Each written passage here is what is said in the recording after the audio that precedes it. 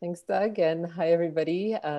On behalf of Forest Space, thank you for being here and welcome to today's event, The Sphere Towards New Ecologies of Funding for the Arts. I'll let the organizers and today's guest speaker, Eric Bordelot, contextualize the session in a minute.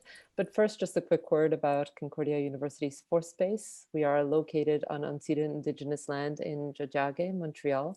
We are a university-wide platform focused on working collaboratively with our community across the disciplines to activate research, teaching, and various initiatives via interactive events such as this one. So we're really happy that you took the time to join us in here today. In this meeting, we invite you to turn on your video and participate in the conversation. We are currently recording and live streaming at CU Force Space, so we'll keep it on active speaker view. If you rather put your comments in the chat, no problem. They'll be read out for the group here. Okay, on that note, it's my pleasure to pass it over to Marie-Sophie. Over to you. Thank you, Hannah. So hi, everyone. I'm super happy. It's kind of an intimate meeting, but I think it's a great format to really be able to dive into the kind of complex topic that we're going to dive into today. So the office hours, which is the event you're attending, it's presented by the Office of Rules and Norms, which is an interdisciplinary art studio headquartered here at the Faculty of Fine Arts at the University of Concordia, where we basically explore the potentials of rules, regulations, market regulations as new mediums for art-based practices, trying to make them visible, to question them, and even maybe subvert them. So there's a couple of projects going on within the Office of Rules and Norms, and one of them is the speculation desk, where we're interested in the housing crisis and the deeper system underlying the housing crisis.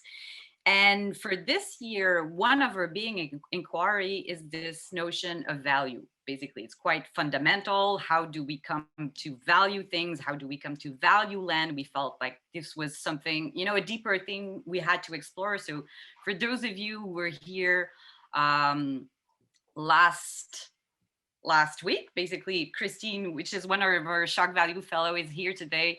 The Shock Value Fellowship, it's for students leading inquiries into this notion of value. And we thought that it could be very interesting to host this talk today with Eric Bordelot, because his work questioning this notion of value and the way he approaches finance is super groundbreaking. And for me, was I was very, very excited when I stumbled upon Eric's work. So I'm very happy that we can have this discussion with him today. A bit of an introduction before I pass on the mic to Eric, so he can present the sphere and all of that. I don't know, for people here today, if some of you are familiar with, the world of finance, the world of blockchain, or if these are very loaded words for you and it may be a bit intimidating. I just want to briefly mention my own journey within the finance world and explain to you how, I came from being quite ignorant about it to finally kind of surprisingly fall in love with it. So I work I work in real estate projects, basically community-based real estate projects. And when I began a couple of years ago, I was like, well, when you want to do a project, like any project, whether it's real estate or art or whatever, the project has a cost, so you have to raise money to finance your project, basically. And then, because life is weird, I ended up building a $5 million investment fund to build social housing. And at that level, I kind of entered the world of finance, it's a bit like the difference between Newtonian physics and quantum physics. You kind of shift reality a bit. And then I started to understand that within finance as a discipline and finance as a paradigm, the way value is conceived is very different from the way we can experience it as a kind of on a day-to-day level. So money and value are not exactly the same thing. You can create value a bit out of nowhere through algorithms, through derivatives. This notion of value became very exploded for me at that time. And it felt a bit like black magic, and even people in the field of finance often say like, well, this is the black magic of finance. There's something a bit like esoteric about finance. So I became very excited, and I was like, oh my god, we usually talk about the financialization of housing as something bad, and it kind of is at the moment, but I was like, what if we started to think about financialization for housing, and if we can use finance as a way to create new forms of value for housing. And I was thinking about models where we can be paid to live in our houses, basically. And yeah, I was kind of a born again Christian finance person. And a lot of people were kind of like, financialization for housing, what the hell are you talking about? And then I stumbled upon Eric's work, and I was like, this is my people. Like, you and the friends, like, and your friends are like exactly doing the type of work I was looking for, which is really this thinking of finance as an expressive medium, as a way to build new relationship with one another, so that we can risk and speculate together, so that we can, basically let value flow differently by the way we create relationships. So Eric started, is working on multiple projects, but one of them is the Sphere, which is a model that, leverages blockchain technologies, but also this kind of forward-thinking vision about where finance as a discipline, but also as a medium, can lead us, basically, and how we can leverage all of these things to create new ecologies of funding for the arts, and I believe performing arts, maybe more. Yeah. Okay. So I'm going to introduce. Yeah. For the arts in general, but performing arts as a starting point. Okay, great. So what I'm suggesting we do today is first I'm going to introduce Eric. Eric's going to present what the Sphere is, what is this project, for about maybe 20 minutes or so. And then we're really going to have like a discussion about, the project, and maybe some of you have your own arts-based practices. What does it trigger in terms of the way you relate to your own practices, and the way you think about, funding and value in your own art-based practices. So really a free-flowing discussion. And maybe some of you are familiar with finance and blockchain. Maybe some of you are not. And I just want to make sure that, it's a safe space to, to talk about these things. It's okay to have like different level of understanding. I really wish that people like feel free to just jump in and ask for clarification when words are not clear and stuff like that. So Eric, I'm going to do your formal introduction before So Eric Bordelot is a philosopher, a media theorist. His work articulates at the intersection of political philosophy, media and financial theory, contemporary art, and cinema studies. He is currently affiliated researcher at the Art, Business and Culture Center of Stockholm School of Economics, and has recently taught a series of seminars in critical cryptoeconomics at the School of Disobedience in Berlin. Berlin has a lot of school stuff going on.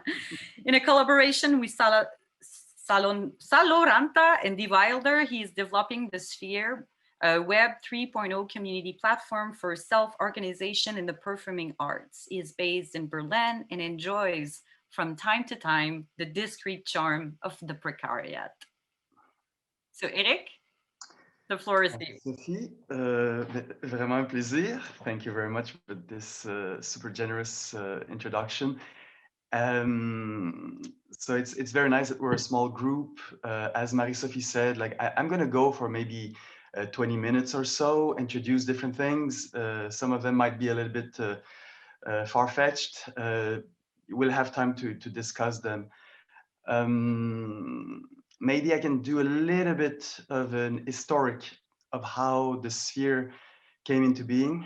Ciao, Hermine. It started at Concordia, so I thought it would be interesting to go back to the bases. I was a researcher at the Sense Lab for a couple of years, a research creation group, and we were working and we're still working on the creation of the Ecologies Institute. And then the question of how to finance that para-academic entity started to become more and more present.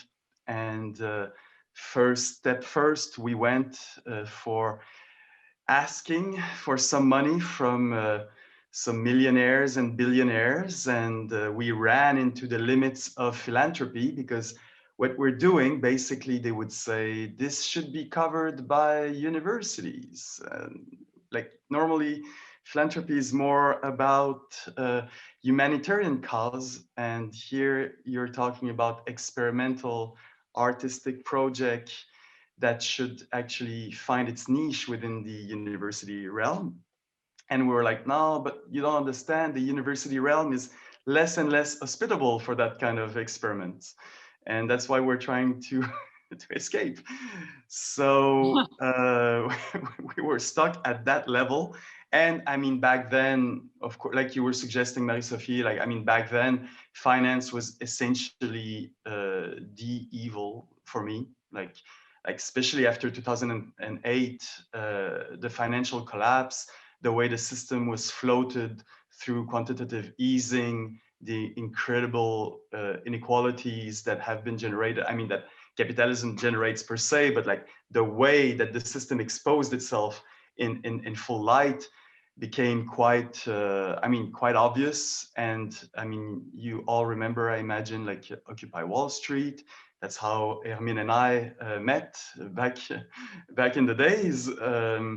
And basically, Occupy Wall Street was one answer to the question how to occupy a financial abstraction. And you occupy it with your bodies, with your affects on the street, and you try to block that process. And it's good in itself. I mean, it's valuable in itself. It also has its shortcomings. So in complementary to that strategy, there is also the question of maybe we can fight financial abstractions on their own turf, that is by creating new financial abstractions.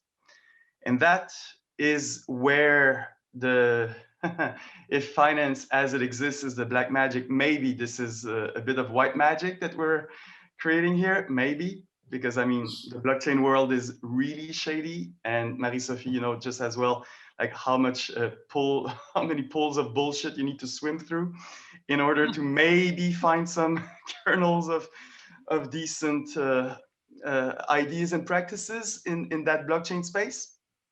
But anyway, we had the chance at SenseLab Ecologies Institute to meet a bunch of people that used to be called Robin Hood Hedge Fund Co-op, that then turned into Economic Space Agency. It's, let's put it this way, like a Deleuzian approach to finance.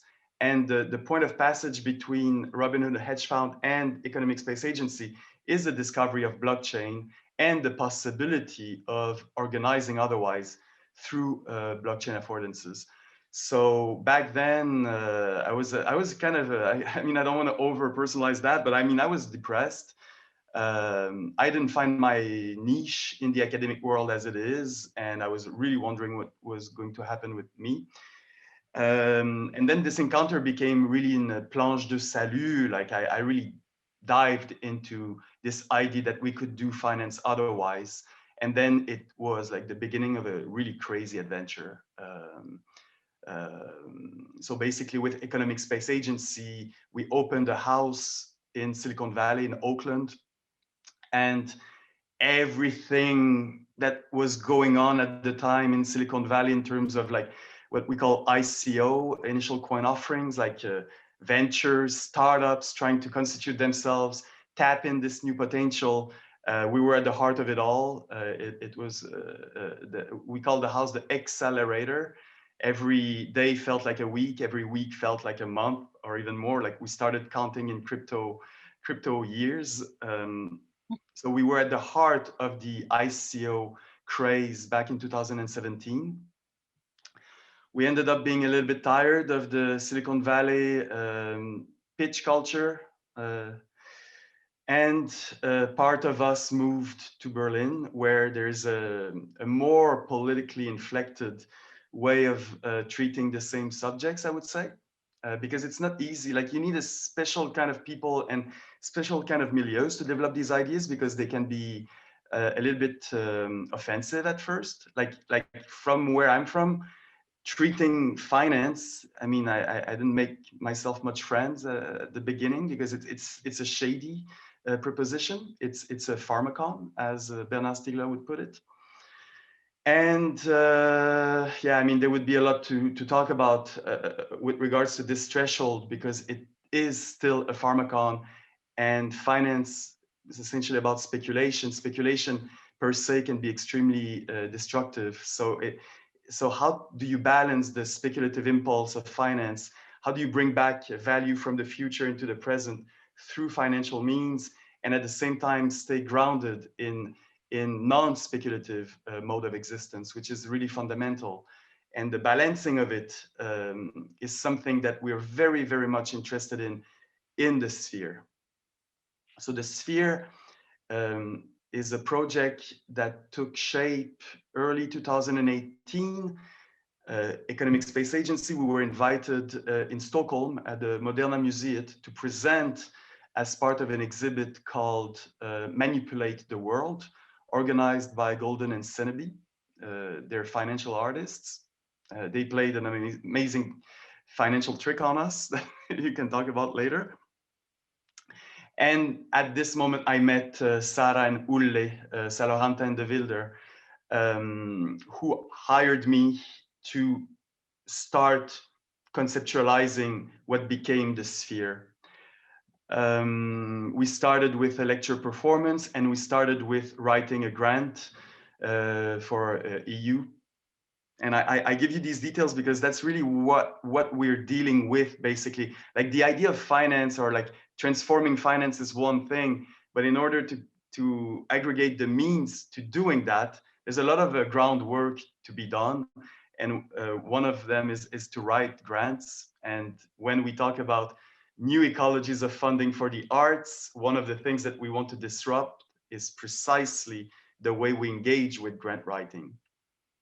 So we wrote a grant that was papered with blockchain. You know, blockchain was the magic word that we were using at toutes les sauces. We didn't get the grant. And then a year later, we decided for free, you know, to try it again, because we felt like we had the potential. And we wrote a second version of the grant. And this time we broke blockchain, the word, into 4 different strata, which are right now still the operative architecture that we're working with. So maybe I can show you our website where we're listing these.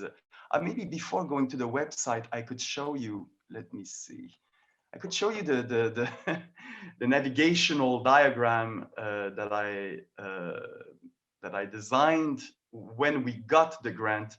That was in June 2020, not so long ago. So after the initial euphoria of getting the money, I was like, okay, wow. We've said all these great things about how we could transform ecologies of funding in the arts. How are we going to do that? You know, and I mean, for those who are used to like collective endeavors, the way we care for the flows, the creative flows, the affective flows, it matters tremendously. It really matters with whom you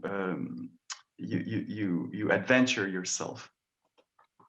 So this little diagram was kind of an initial iteration. I think it's written a little bit too small, but let me just maybe give you a sense of it.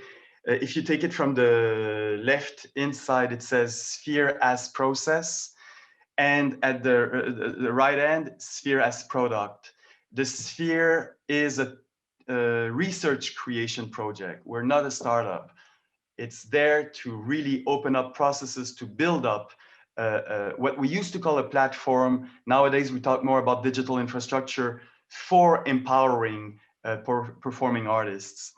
One of the problems with blockchain projects and startup tech projects in general is that they abide by a logic that is build it and they will come. It's a sentence that comes from a film from the 90s with Kevin Costner that you might know about.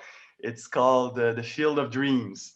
And the guy has dreams about this fantastic baseball field that he decides to build out of his dream. And then specters, great players starts populating the field. So in the startup Silicon Valley world, build it and they will come. And this whole mentality of scalability is very present, and we take it from another. And that's one of the things that we're quite proud of, is that we're starting with an already existing network of circus artists and companies and venues across Europe. And this is our initial network. And this matters because with that finite network, we can imagine experimenting other ways of organizing instead of just fabulating a totally like a platform that could benefit thousands and thousands of people. But at the end of the day, there's so many projects that just stay at that level where it looks good on paper, but it never really ends. So there's a technique also from Silicon Valley, they call it a picnic in the graveyard. So I guess on that end, we did learn from so many failed projects, and one of which being, Economic Space Agency, that is partly failed in a way for that very reason, I would say. So process and product, sphere as attractor on top end, sphere as operation on bottom end. And then 4 corners: research, creation, Staatskunst, skin in the game, and holding volatility.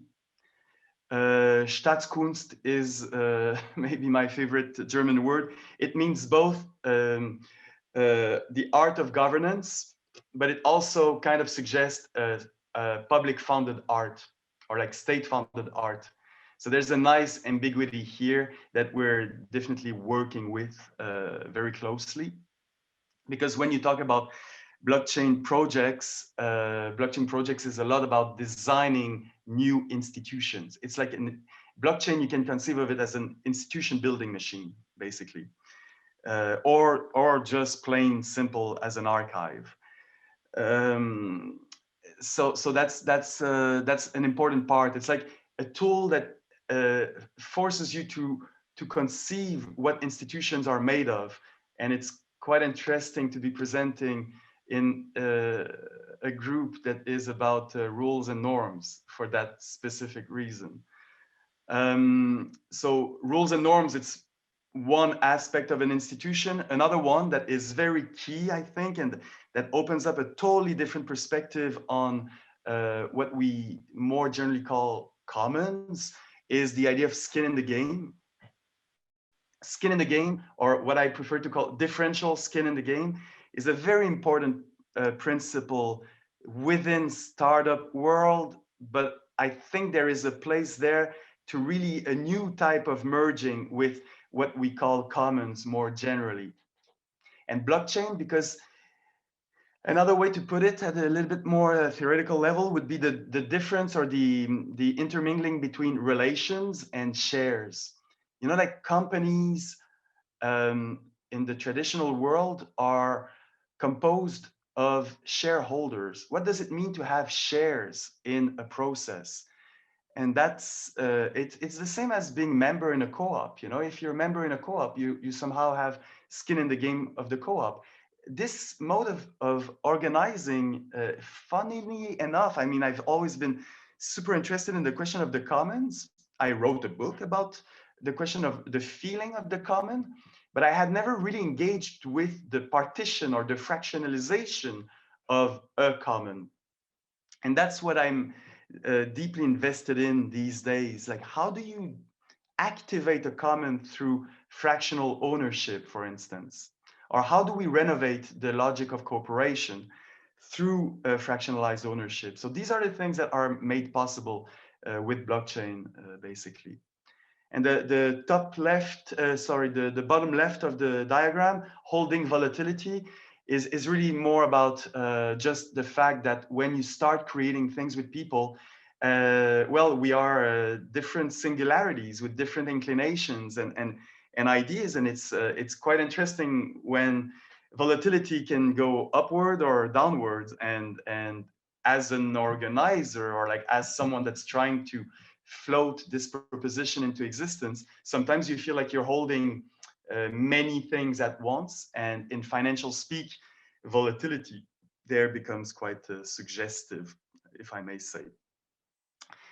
Maybe last comment about this little diagram. At the very heart of it, you might not be able to read.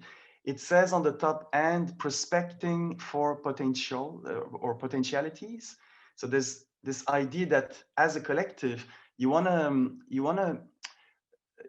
the collective intelligence to not be stifled, but rather to be able you want to facilitate co-learning processes, and you want to have a sense of what's coming up. Like, things are moving super fast.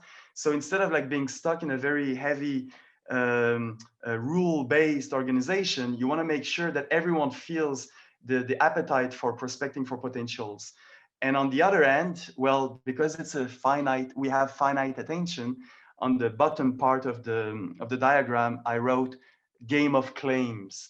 I mean, there's always power games, wanted or not, within an organization. So at least to recognize it openly and to make it a game of claims maybe makes it a bit easier to deal with.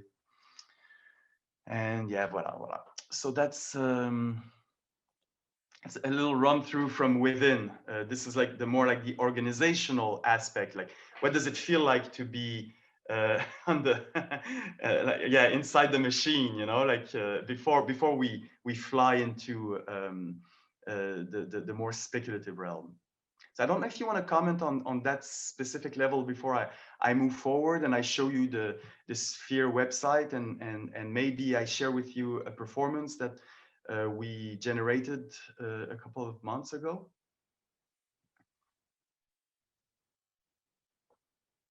Christine, yeah? Hey, I just want to clarify, because I'm actually hearing blockchain for the first time, but just based on your explanation, can I just get some clarification that I understand it properly? Is it basically mean, like what you had just said about like being inside the machine, is blockchain sort of mean like what is inside that machine perhaps, or just sort of the political ecologies behind the kind of whatever systems are in place around? Could be anything, I guess, but this No, but project I mean, specifically, the I can inner answer workings. super quickly. Like, Okay. blockchain is the infrastructure below Bitcoin. Oh, okay, so it's Bitcoin is specific to the first cryptocurrency. iteration of a blockchain. And a blockchain is like the third layer of the web. Like, you have web 1.0, and then 2.0, you start having social media and interaction. And then 3.0, you can start creating money forms. You can start carving or incorporating money forms. So Bitcoin is one. It's like the ancestor, the dinosaur. But then if you move a little bit forward, that's where Marie-Sophie was like suggesting, that's where you start opening up what is money. You know, like, Bitcoin is like the fourth type of money. What is money? What is money encapsulating? That's the type of questions that is opened up by the invention of Bitcoin and blockchain more generally. And these forms, what I call incorporation of value, it doesn't need to boil down to what money is as it is now. It can be conceived of different type of formation, organization. That I will go more in detail, because basically the Sphere is one attempt at creating a new incorporation of value for circus artists. Basically, generating, it's like you can think of it also as a co-op, but a co-op that becomes very easily exchangeable or communicable with other forms of organization and other co-ops, for instance. But it's just like the technology that allows you to wrap your proposition digitally at a more secure level. And So otherwise, maybe last one element for blockchain, it's like BitTorrent is like a proto blockchain where everything's decentralized. The film exists on like thousands of computers, and once you make the claim, hey, I want this film, then you have like all the computers that are online at this moment start feeding in like bits of the film, and then you recompose it.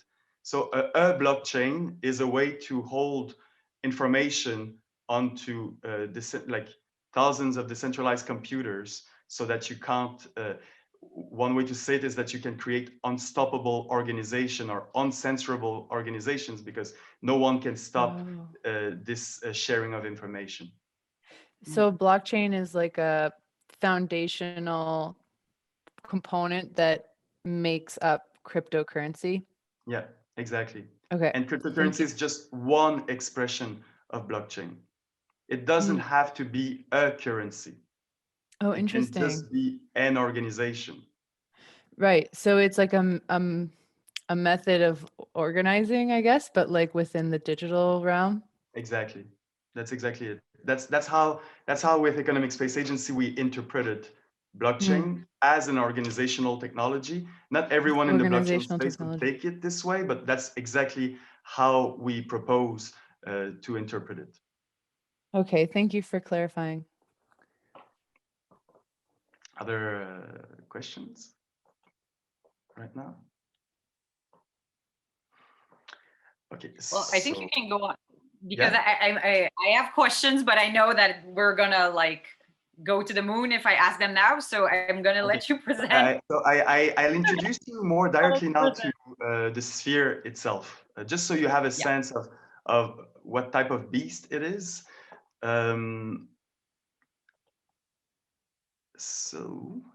Okay, let's see if I do it here. Okay, so this is our website that came out like just very recently. So we're super happy about it. Is it working? Yeah, okay, so this is so there's many things like, okay, so we are a research creation collective, and we're working with circus artists. We're interested in creating new conditions for making art sustainable, to make that it becomes possible for artists to make a living out of their art. I mean, like, it's almost the quadrature of the circle. So we're experimenting at different levels. So this website works as an archive. So you navigate it. You can't go right. You can only go left. And when you go left, it brings you in the future. So here, if I click, we arrive at the end of the project.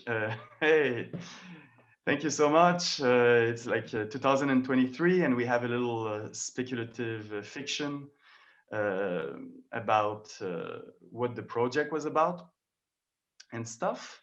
And yeah, so I said I would introduce you to the actual architecture of the sphere. So maybe let me just get back to the present. And anyone who wants more detail, I can send it to you. What is it? Okay, here should be. Yeah. Wait a second. So basically, the sphere as a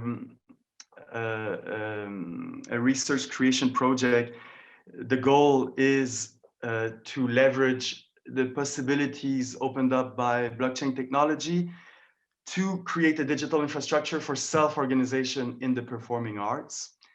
One of the key words that we insisted on for the grant, like strategically, is that with blockchain, it becomes with blockchain, the difference between the producer and the consumers, or between the artist and the audience, is blurred.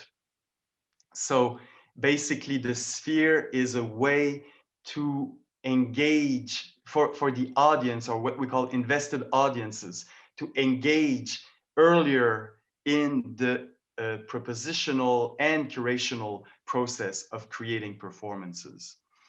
So we say that the sphere aims to become a place of mutually transformative exchanges and development between artistic processes, art flows, and funding practices, economic flows, pragmatically experimenting with new modes of funding in the arts and beyond. So that's one. So this is a bad joke from my colleagues. I pass. I pass on it. So I said earlier, like we broke down blockchain into 4 components. So the 4 components are an Anarchive, which is like the moment where artists and technologists meet, basically, but where really artists can express. So we call it a process-oriented archive of artistic works that becomes a digital common and a repository for proposition and performances. On top of it, we build a contributive accounting and IP management system so that we can actually make it easier for collectives to organize.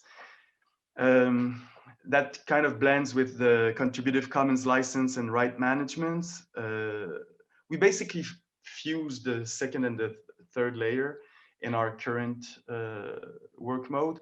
And then the fourth layer, the third, is a cryptoeconomic interface. So that part is totally speculative, but you can imagine that maybe 5 years from now, I mean, it's already starting, so maybe 2 years from now, you will have more and more of these collectives that have enough of a blockchain based mode of organizing that they can start creating new types of exchange between them. And the big picture here, it sounds maybe a little bit utopian, but it's a gift economy reloaded. Gift economy has nothing to do with good sentiments and reciprocity in that specific context. It's predicated on speculative generosity, like people wanting to do things together, but it's about the recursive. Like it's not reciprocity, it's recursivity. It's like the way we embed each other in our respective ventures. And that's I think important, because we're not running on good sentiments here. And that's maybe also where part of the research creation, where it's going right now, is kind of a critique or like a performative critique of what we understand as commons. And we're really trying to build engines to power new types of venture, a communist venture, if I may say. But the venturing is important. Like the movement of venturing itself matters. And that's what I wanted to maybe talk about a little bit more technically, if you allow me to do so. We don't have that much time, but like, let me maybe try to do that very rapidly. Because basically there is a weird opportunity.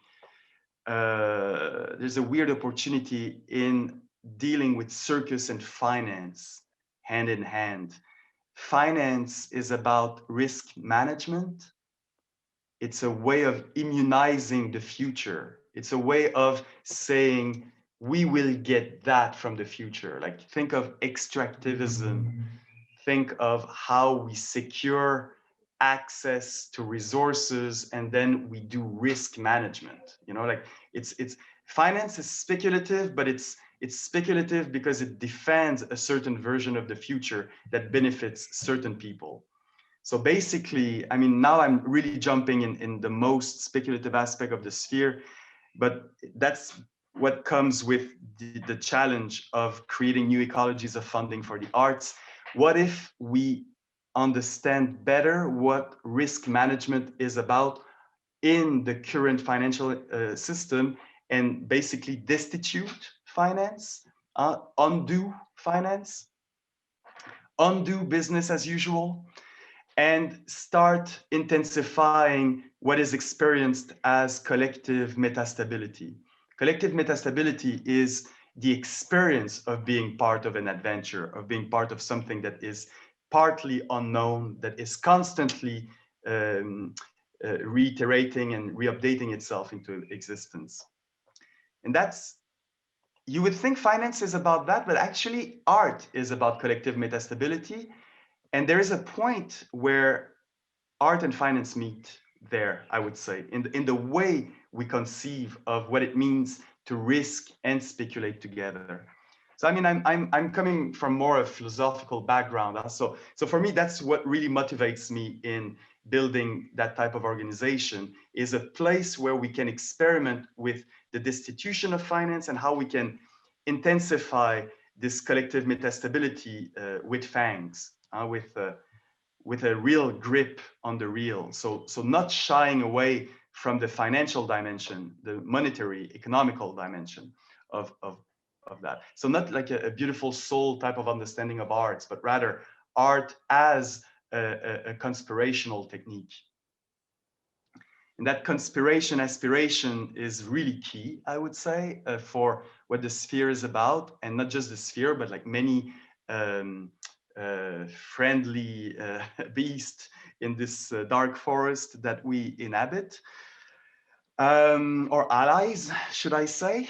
So I'm running through my notes here, but Arjuna Padurai, for instance, a great anthropologist, he has thematized what he calls the capacity to aspire. And he says the capacity to aspire is a navigational capacity. He says the more privileged in any society explore the future more frequently and more realistically, and share this knowledge with one another more routinely than their poorer and weaker neighbors. So this metacapacity of aspiring and conspiring together can be conceived of as a collective asset and can be nurtured through different cultural techniques, the secret society as a cultural technique being one of them. So all of that I can share with you. Like I'm trying to write down some official version of these ideas, but this is really like the philosophical or speculative engine that happens to take shape once you discover that finance, or like central banks, what they do basically is that they go in the future and they bring back units in the present, like Canadian dollars. Like they are literally coming out of thin air, you know, like they are generated out of thin air. What does that mean? To be endowed with the power to go in the future and bring back value in the present. What if that power is generalized under different type of common understanding? And that power, no one's going to give it to you. Like that's really something that is truly coming from an autonomous spirit. And that's where you start meeting strange people in the blockchain world, because autonomous spirit is not something that belongs to the left. You know, like there are all sorts of autonomous impulses in this world. Many of them come from, like, I don't know, anarcho-capitalist realm. And for that matter, the blockchain technology as such historically comes from a much more right-wing inclined mentality, but they don't have the monopoly on it. So there's a huge work just to reappropriate this potentiality. Yeah. So I mean, yeah, time flies. I think that's. I wanted to show you an excerpt of a performance that we generated, but I shared the link, or I can share with you the link if you're interested. But basically, this moment, like circus artists, they deal with equilibrium, disequilibrium, risk-taking practice. You see jugglers, you're like, okay, this is a total becoming machine, you know, like they turn themselves into a gear in the machine, a cog in the machine. These are all things that are super interesting at the organizational level. Like, what does it mean to accept the capture and become a gear in a machine of our own crafting? Which is a way of saying, okay, what happens to someone when he or she engages in a certain organization? We get transformed in the process. And these elements are more at the, let's say, psychosocial level, but they really matter when it comes to actually projecting that power into a collective speculative claim in the future. Like, what do we want to become? What type of belonging and becoming are we generating? And if you start putting a bit of money into that, or just time and a desire to alter the world differently, I mean, then you start engaging in what we like to call bringing ourselves into forms irreversible. Because blockchain has that type of aesthetic where once you write something on the blockchain, it's there, it's there to stay. What does it mean to become irreversible? With whom do you want to become irreversible? Would be my last word for now. And Eric, I have and I don't know if I want to go back to this notion of risk taking and speculation, because I think it's foundational. But just before, I just want to make sure I understand from a very basic user experience, the sphere. So let's say I'm a circus artist. I could put one of my creation on the repository, that's specific to me, a move that I created or something, and then attach a form of value to that. And through smart contracts, there could be an IP attached to it, where if somebody else wants to borrow that specific move, I can receive a form of value to a cryptocurrency, for example, for that move. Yeah. Is that that's like a super basic idea that we're working with. So yes, absolutely. Then we don't want to turn it into a proprietary hell, Okay. So yes, there is tracking, there is provenance. We know where the moves are coming from, but the value generation, or the kickback, we want to make sure that we're not self-enclosing ourselves into the IP hell. So it's a fine balance between having the possibility to do so and trying to incentivize the creation of bigger ensembles, so that it becomes a gift economy in the making. I'm using your move, you're using this. There's an artist that decides to bounce that is not a circus artist, but somehow feels inspired, and then you start adding the different components. It does need it's this at some point to of turn into aggregating the value. Exactly. And we're realistic about it. It needs to turn into money. So yes, there is a moment where things are attributed to people, but ideally, and this is really where we are at, the reason why there's an Anarchive in the mix is that ideally we would like to fund milieus instead of individuals. So how do you create the form of inscription that will allow for that to happen instead of reinforcing the logic of the proprietary individual? But these are all design questions to be dealt with. The basic idea is, like you said, is you can register something, you can track it. There is a provenance because of the blockchain affordance, but then that's just the raw technological capacity. The culture that is built on top of it is for us to generate. And going back to this notion of risk, which I really want to hear more about, when you were presenting the sphere and all of these technologies, like blockchain technologies and those kind of forward thinking, I'm listening to you, I'm like, oh, this is kind of risky, it's never been done before. There's this component of risk, and like you mentioned it, finance is all about backward looking in terms of assessing risk in the past, projecting them into the future, and then repatriate all of these risks into the present to modelize our understanding of value. But then if I go back to a very basic level, when you operate in an understanding of value that is really, I'm going to raise money for my project, you do grant writing, you kind of, it's kind of a passive, it's active, but in a limited way in terms of well, I wrote my grant, I submitted it, and then I kind of wait for it, and there's going to be conditions attached to it. So it's kind of, it possesses you of your capacity to take risk, basically, because that once the money is given to you, then you have it, and then you do your thing. So the risk is quite limited, which is good in terms of, I have my money so I can make my creation, and I know my life is stable.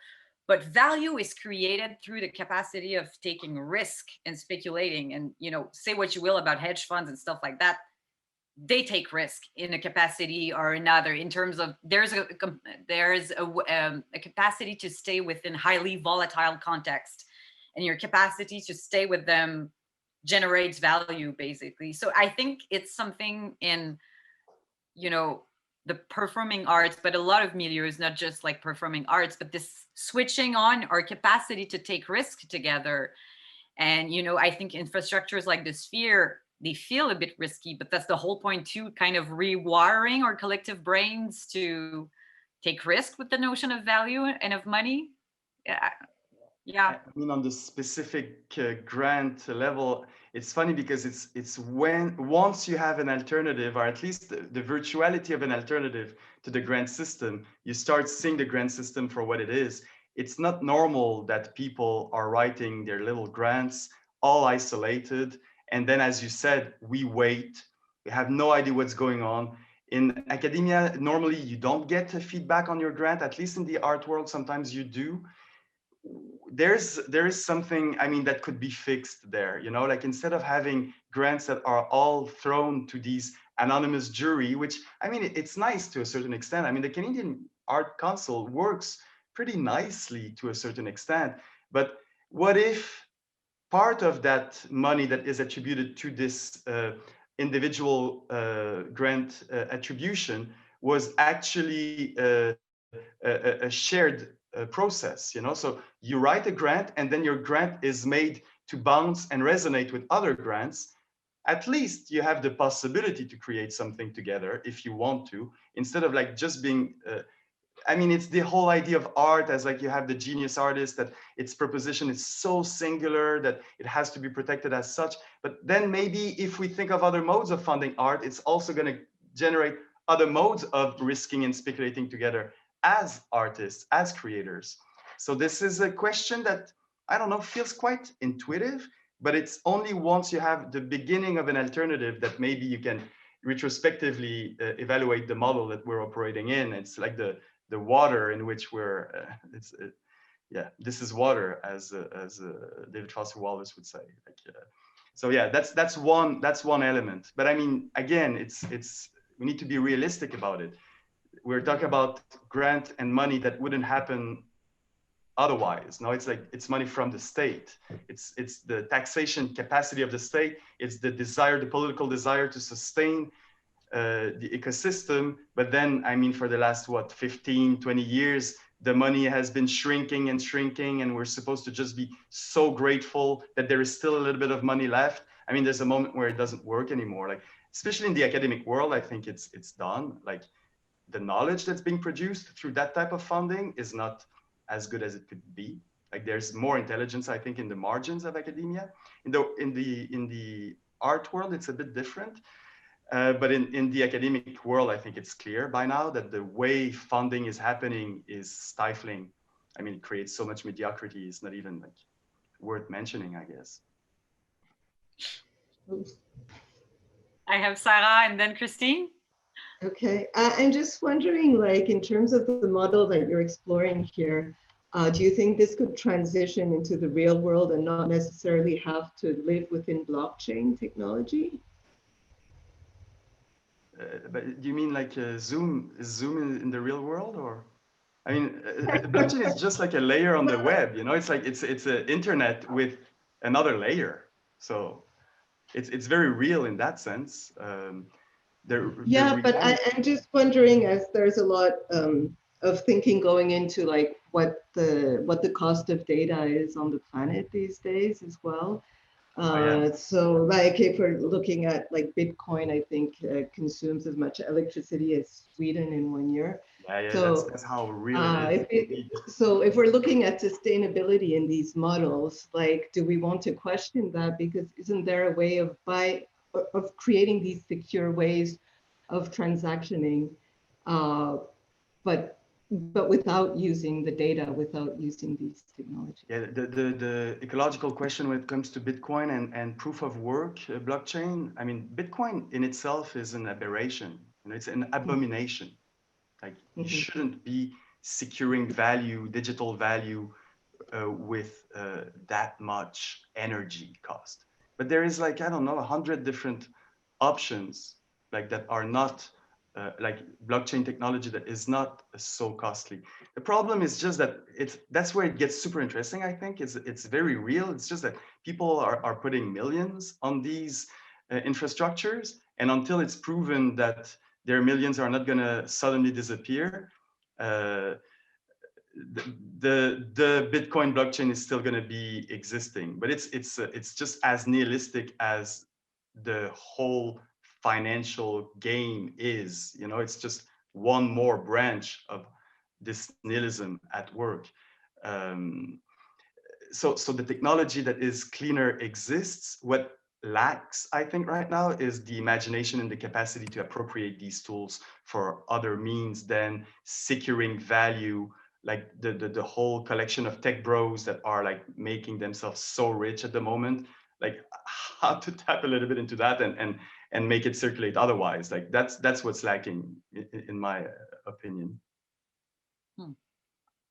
Christine, do you want to jump in? Yeah, I'll sort of start with a comment to try to like link in what was just said into sort of hopefully some clear questions. But I think it's a really good point to raise in terms of when we're talking about sustainability and the kinds of like consumption on an energetic level or electricity level of sustaining these sorts of like digital platforms like Bitcoin or blockchain.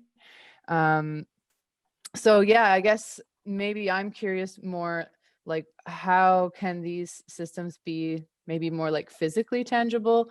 And I don't mean necessarily, you know, if we consider like the physical elements of like cash. I mean, I guess a credit card is sort of a physical object, but sort of operates digitally. But what I would really like to know is if in terms of thinking about value, you had brought up gift economy, and I wonder how that connects with this blockchain model and perhaps cryptocurrency, and how maybe gift economy might be something more tangible. And a little side note on if you have anything to add in terms of Derrida's theories on a true gift being a paradox. And I literally was thinking about this book last night that I think I'm going to dive into that's behind me called Gift Ecologies. So I'm not sure if that's a really clear question, but maybe you have some things to jump off of there. Yeah. I mean, there's so much to discuss. So if I start with Derrida, given time, where he defines the true gift as the impossible gift, as the paradoxical gift, that won't cut it for the gift ecologies. I mean, it's just funny because I just finished writing a piece about that, like how do we need to understand the gift so that it functions within an economy. Derrida's understanding of the gift is anti-economical per se. Right, and sorry, just to jump back, I actually remembered I wrote down, but I couldn't actually see these words on the website because you talked about like the gift not being like reciprocity, which I think is often like the ideologies around like indigenous cultures or indigenous knowledge forms where like a gift has to do with reciprocity from my understanding and my limited knowledge. And then you used another word that I not sure if I wrote it down correctly, like reciprocity. I said recursivity. So sorry. I mean, this I went like super fast, but this is. Well, I think it's linked with this gift economy stuff and this perhaps like way of making things sort of tangible, or even, I guess another thing I'm curious about is like with the sphere being online, like what's happening on the ground, you know? So for the gift economy part, you're totally right. A gift. Eric? Yes? If you can, I'm so sorry I'm gonna wrap it up like super quickly on that specific point. A gift calls for a counter gift. That creates a time interval. So you're absolutely right. That's the reciprocity. That's where the value happens. It's in this time interval between the gift and the counter gift. When I said no reciprocity, but recursivity, it's to say the gift and counter gift is not based on good sentiments. It's based on an hardwired logic that opens up a time interval between allies. So it's just a way not to romanticize the gift economy and to rather take it as the creation of time intervals between entities. But that, again, that would deserve a much longer explanation, but I just wrote something about it that I'll be happy to share if anyone is interested. But it sounds like the sphere is then a tool that people can use to perhaps like explore these kinds of gift economies. Absolutely. That's what we hope. And we want to bring the tangibility of performance and circus into that mix, not just exchange of money, but actual exchange of time and performances. So that's for the tangibility of the exchange itself. Okay, so it breaks my heart to have to like end this. Yes, Sarah? No, actually, I was going to say if we want to take more time, we can take more time. So, I mean, if everyone around the table wants to take a bit more time, we could take a bit more time. Well, it will have to be without me because I have a meeting right after, but Christine, Eric, I talked to you about the Shock Value Fellowship, and Christine is one of the Shock Value Fellow. So I'm seeing a match made in heaven. So I asked if Eric could just, at some point, you could present the work you're doing and get some feedback, and seeing the kind of meeting of the minds here. I think, I hope. You put us in touch, and let's just organize something more informal if we want to keep on discussing, huh? Because we just like scratched the surface. But Christine, you're very inspired. Like this is exactly where things are going. So totally. No, it's very interesting to think about all these kinds of, I see it as like a paradigm shift, as a way, it sort of has like epistemological levels of just trying to like imagine things in different ways. And I think that can be like really difficult when we're so trained to think in a certain way. And so I find it very interesting how art can sort of, and I think you were sort of mentioning this, maybe not in this exact words, but just that art can kind of help us try to like enter that other space, whatever it is, this sphere or gift economy or or blockchains. I mean, art here stands for the world world as we inhabit it. Finance is what extracts us out, and like the mere idea of like, oh, I'm going to work for 25 years so that then I have a pension plan, that's a pure extractive mechanism. So art here just stands as, hey, here's the life that we're sharing. How do we value that, Yeah, it just has me think about like on a sociological level, the idea of culture and just how like culture has changed throughout time. So there's no, this proves that there's no social facts. So the fact that we live in this kind of financialized world is just a temporary moment in time. So I think there's also a really interesting component about time that you talk about, but like thinking about future and sort of, so I think I'm gonna have to like think about all of this stuff more and look into it, and it would be great to talk more with you, Eric. Volontiers. Ciao, Hermine. Bye, Hermine. Yeah, well, definitely, I think we should have a follow-up office hours, and I think Marie-Sophie would be great to have the other Shock Value Fellows in that one as well, so they can bounce their ideas around with Eric. I think it would be great in terms of, I think we're looking at other alternative models for property. And, I've also been looking at a model that I'm trying to develop maybe with the McConnell Foundation, where we would get children that are of school age to buy back property in Quebec so that they could protect the territory. So I was just thinking of them in terms of like they're also a currency. And if we want to give them land for the future, that's 1 million just in Quebec.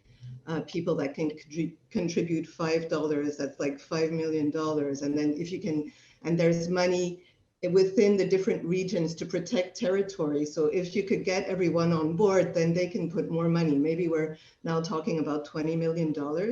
And there's all the pourvoiries that are for sale right now because they're not sustainable. So we could actually, like, if we could create a business model where the children would own this land collectively, and that could put a temporary hold on that land in a certain way. And then we could we would buy ourselves time to think of how we want to give this land back. So, I mean, these are all like really crazy financial models, but I think they're not so out there. And I think there are ways of doing that. And it's just about bringing the right people around the table, because once you have the people that are, you know, working on the ground with the kids every day, which is like the school system, then you have a pedagogical role. Then you could even bring in UNESCO, because they're supposed to be saving the patrimoine. But like, what patrimoine do we have if we don't have nature anymore, if we don't have the future? So I mean, I'm going all over the place with this, but I think it would be great to be able to discuss these things with more people. I think everything you're saying is spot on. I mean, like the land trust logic, not to take territory out of the market. I mean, yeah, this is super important work. This is super grounded. And that's where we need a bit of the speculative imagination, and then all of the already existing resources, like you were saying. There are already people working with kids who would know maybe how to agencer, you know, like how to assemble that so that it becomes a functioning whole. And I think, Marie-Sophie, you're working on things that are similar, or even like your PhD project. And I mean, for the land trust model, it's so easy to set up a land trust because the financial system doesn't want land trust to exist, because you need to create a collateral channel. You need to take, you know, land into guarantee. And if the things you want to do is precisely take land out of speculation, then you break the financial channel. So that's why, you know, everybody thinks that land trusts are a good idea, but they're fucking impossible to set up, because there's this intense friction with the financial sector. So this is why I'm sick of meetings on, oh, we should create a land trust. That would be amazing. Like, no, we need financial engineers around those tables, and we need people who just know enough about finance and value to be able to be like, okay, I can speak. It's okay if I don't understand everything, because that's what I realized over the past couple of years. Like, my most creative moments it's when I have like an Excel expert with me and a blockchain person with me, and we can just like brainstorm together, and that's real collective intelligence happening there. So that's for Mare au Front, what you were talking about? No, I mean, I mean, that could maybe. be cool to organize kind of. Maybe. I mean, I just think that, you know, like, yeah, no, I just think that activists aren't moving fast enough, and it's not time to be in the streets anymore. It's time to really be thinking on how, like, we can actually do something, working with what the system is giving us, you know. So we really need to understand what we can do right now.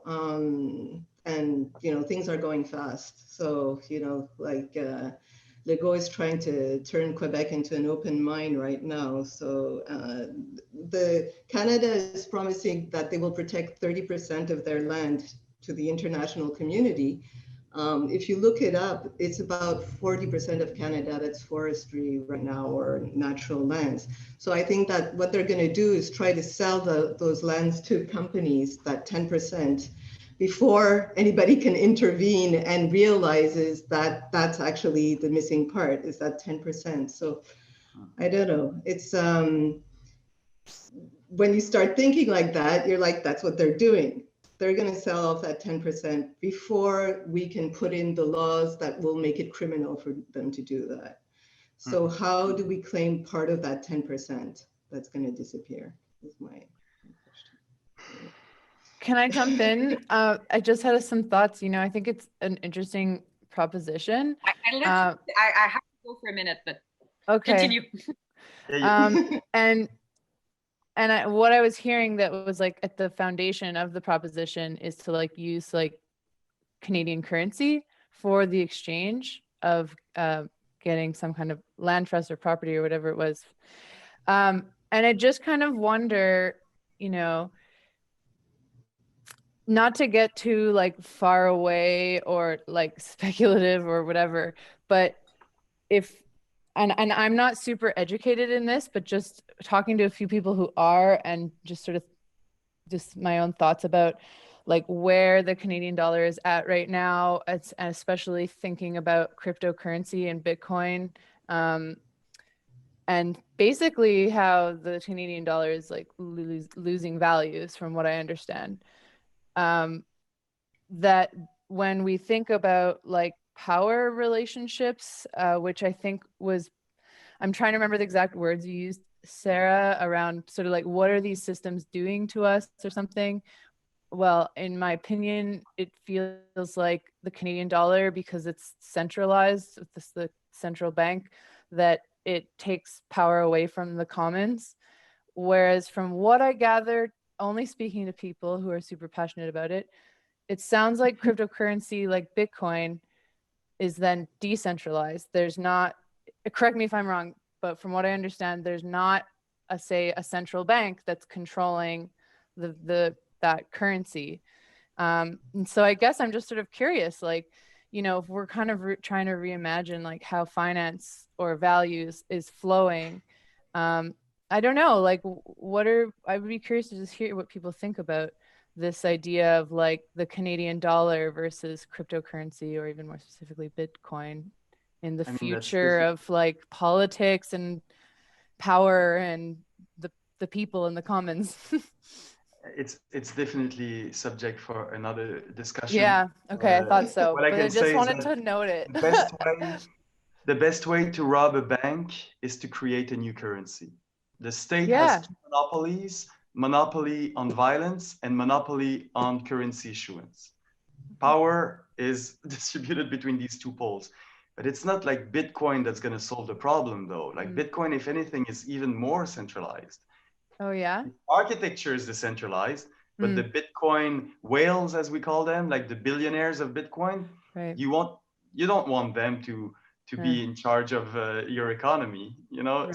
So it's just important to distinguish between the possibility of decentralizing crypto currency emission and be careful what you wish for, you know? It's like, if you fall into the Bitcoin narrative, then we're lost, you know? It's like, it's even worse than the Canadian dollar. So anyway. Worse in the context of like power? Yeah, because it's really then handing the keys of power to a bunch of techno bros, and that's it. Right. It's like an oligarchy at the purest expression. Okay, so then like to remove Christine, yeah. I'm so sorry, but I have to wrap it up for Forward Space and just to wrap up formally the meeting. But I'm sensing, hearing, seeing that we should definitely keep this conversation going. So I'll make sure that we find another time to really deep dive and invite the other fellows and just like continue thinking about those.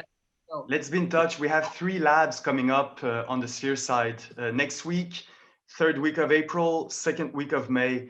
It's going to be online, so you're more than welcome to join in, and let's be in touch and yeah, think together. So where exactly can we find those events, Eric? Yeah, let's just be in touch. I can send you all the links and stuff. Cool, Marie-Sophie will, I'm sure. Yeah, and we'll post them for people watching the live recording. We'll post them as well on the Office of Rules and Norms Facebook, so you can find them. Yeah. All right. So thank you so much, Eric, for opening this conversation with us. And clearly the first conversation and probably several others. So thank you so much for your time. And we've lost a couple of people along the way, but thank you so much, everyone, for your presence. And enjoy the rest of your day and your evening, Eric, which is live from Bordeaux. Thank you very much. Thanks for the invite, Tom. Thank you. Bye, everyone. Bye.